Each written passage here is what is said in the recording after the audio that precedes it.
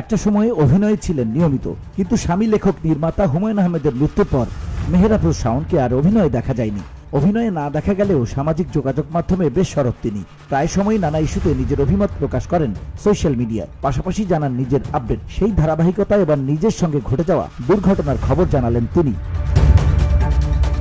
শুক্রবার বড় ছেলে নিশাদ হুমায়ুনকে নিয়ে নিউ মার্কেটে শপিং করতে গিয়েছিলেন শাওন। রাস্তা পার হওয়ার সময় হঠাৎ ধাক্কা দেয়, পড়ে যান অভিনেত্রী। রিকশার চাকার নিচে তার পা চাপা পড়ে, বা পায়ে গুরুতর চোট পান তিনি। পরে তাকে দ্রুত রাজধানীর একটি হাসপাতালে নিয়ে যাওয়া হয়।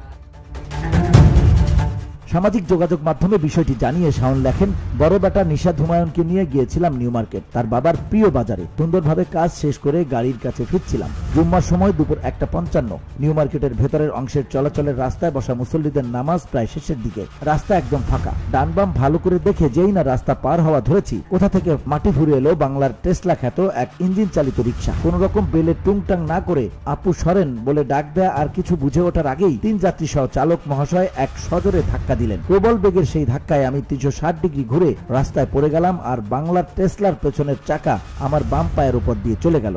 বিস্তারিত জানিয়ে তিনি বলেন, টেসলার চালককে ধন্যবাদ, তিনি পালিয়ে না গিয়ে নিজের দোষ কিছুটা স্বীকার করেছেন। আশপাশ থেকে ছুটে আসা মানুষদের ধন্যবাদ নানা জ্ঞান দিয়ে আমাকে সাহায্য করার চেষ্টার জন্য। কৃতজ্ঞতা সেই চা দোকানদারের প্রতি, যিনি নিজ দোকানের ফিল্টার পানির জার পুরোটা ঢেলে আমার পায়ে তাৎক্ষণিক আরাম দিয়েছেন। দুর্ঘটনার সময় শাওনের সঙ্গে নিশাদ ছাড়াও সন্তানসম অর্পিতা নামের একটি মেয়ে ছিল। তাকে ধন্যবাদ জানিয়ে অভিনেত্রী বলেন, আর অর্পিতা, তুই সাথে না থাকলে কিভাবে যে ওই সময়টুকু সামলাতাম জানি না। চোখের সামনে থেকে অন্ধকার সরার পর দেখলাম নিজের পুরো শরীরের ভার তোর ওপর ছেড়ে আমি ঢলে পড়েছি, আর তুই ঠান্ডা মাথায় আমাকে হাসপাতালে নেওয়ার জন্য গাড়িতে তোলার চেষ্টা করছিস। পাশাপাশি ঘটনার আকস্মিকতায় নার্ভাস হয়ে পড়া নিশাদকে সামাল দিচ্ছি। শুধু মুখে মুখে শাওন মা না, তুই আমার শক্তপোক্ত মেয়ের দায়িত্ব পালন করে দেখালি।